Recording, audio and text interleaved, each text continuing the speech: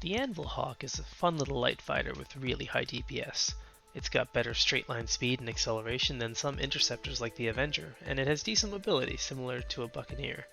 The unique thing about it that I like is that it has an EMP instead of missiles like most other light fighters. This is great because you can't run out of EMPs like you can with missiles, and it doesn't cost you any money to restock. Overall, it's a really effective bounty hunting ship and pretty affordable at only about 1.3 million Alpha UEC in-game. Here, we're going to see how it does with a full laser cannon and a full laser repeater loadout and compare the two. We're starting with cannons, so let's get into it. We're starting off against a Valkyrie, which is a big, tanky, medium DPS target that's relatively easy to hit. This helps offset the primary weakness of cannons, which is their lower projectile speed compared to repeaters. Cannon projectiles go 700 meters per second and repeater shots go twice as fast at 1400 meters per second, which makes it easier to aim them. We're using smart capacitor management and keeping all of our capacitor to weapons unless we need to recharge our shields so that we can output tons of DPS and take out the Valk pretty quickly. Next up, we're fighting the more challenging Hurricane. I end up making a mistake here while closing the distance to the Hurricane, and I end up taking a bunch of damage. What I should have done is some strafing and rolling to make a corkscrew with my ship to make myself a more difficult target to hit, but fortunately it's not a big deal because I haven't lost any firepower or any mobility. One of the keys to fighting Hurricanes is to do your best not to joust them. They have high DPS and are pretty tanky, so they do well in head-to-head engagements. So we aren't charging towards the Hurricane even when it's slightly outside of our range because we know that it's most likely going to come towards us. So we'll get ready for that and then turn to face it when it gets close and does its U-turn slowdown, and then we'll launch our EMP at it like that and it'll become a sitting duck, and then we can lay into it.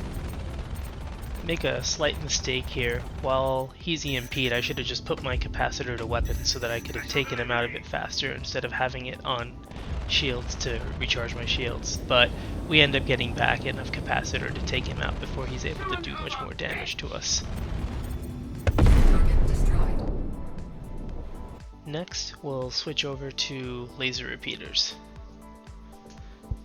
We've also switched to a lag pip, so the targeting indicator will now show us where our shots will land compared to a lead pip that shows us where we should aim our ship. It feels more accurate and satisfying to me, and I can better gauge when shots will still land on the edge of a larger target compared to a lead pip, which will only turn green when I'm aiming for the center of the target. I also want to point out just how much faster you're blowing through your repeater ammo compared to cannons. Even though repeaters have the same DPS as cannons, you spend a lot more time recharging since your ship will deplete its ammo reserves twice as fast with repeaters. This is balanced by landing more shots with your faster repeater projectiles, so you'll typically be better off using cannons against large, slower targets like Valkyries and Wardens, but against the tricky targets like the Hurricanes and any light fighter escorts, I think the average pilot will probably do better with repeaters.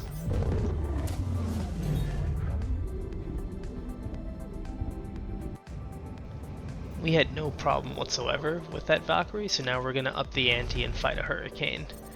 We can see that both of its allies have also spawned in, so we're in a 3-on-1 situation here. I'm going to be chasing after this Hurricane a bit because I want to see if I can get an EMP on it once its shield is down. So even though typically I say you don't want to just joust them here, I'm going to try and close the distance to try and accomplish that EMP.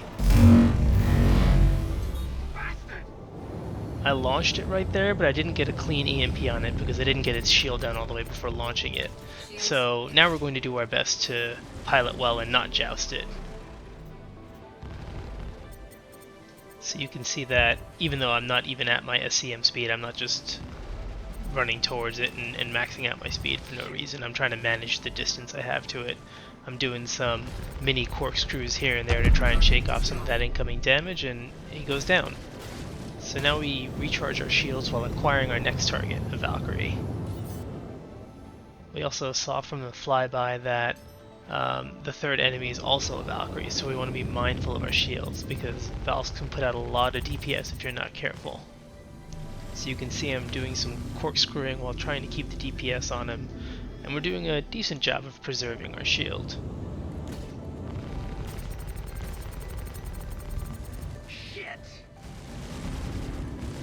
Now I'm going to go for an EMP since his shield is down, and you can see how he just sort of becomes like a sitting duck floating aimlessly in space. He's not firing back, he's not really controlling a ship, and then so I can absolutely lay into him. Shit. And thanks to that, I'm able to take him out pretty quickly, but at the cost of his ally getting a lot of DPS on our shield. So we quickly recharge our shield before putting the cap back to weapons and hunting down the last Valkyrie.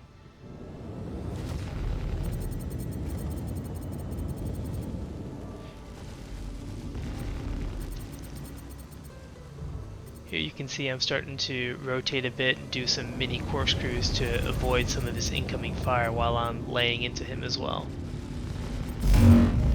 I get close enough to land an EMP after his shield is down, and bam, he's floating around in space, not fighting back, and inviting us to send him to Klesher. And I am more than happy to oblige.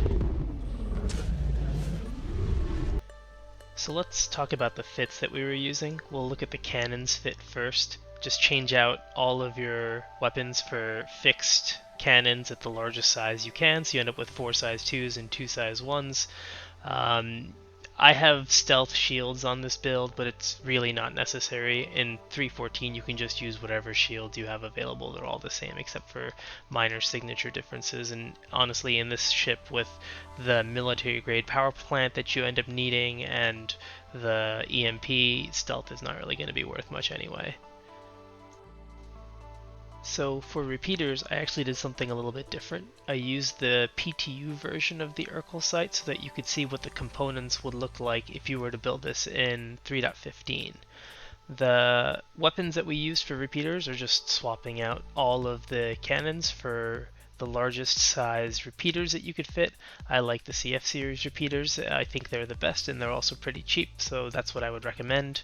But in 3.15, the shields have changed. You actually get a little bit more performance and more HP and more recharge rate out of grade A shields compared to lower grade shields. So I'd recommend going with grade A civilian shields, since they'll have the same health and recharge as stealth or military shields, but they cost less. As for the power plant, in 3.15 you don't really get any signature bonuses by going stealth anymore, so I would just keep the default Regulus power plant on there if you're going with repeaters. If you're going with cannons, you need more power than that will provide by default, so you can either overclock it, or if you don't want to be bothered to remember to do that every time, you can just change it to a JS series military grade A power plant, which is the power plant that I'm actually going to recommend for all size 1 ships in 3.15 if your default power plant isn't good enough. And finally, as always, you're going to put an Atlas quantum drive so that you can get anywhere in the verse and get there quickly. So after all that, what's the verdict between cannons and repeaters?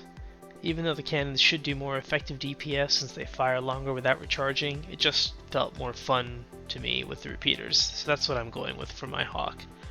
I hope you've enjoyed watching. Cheers.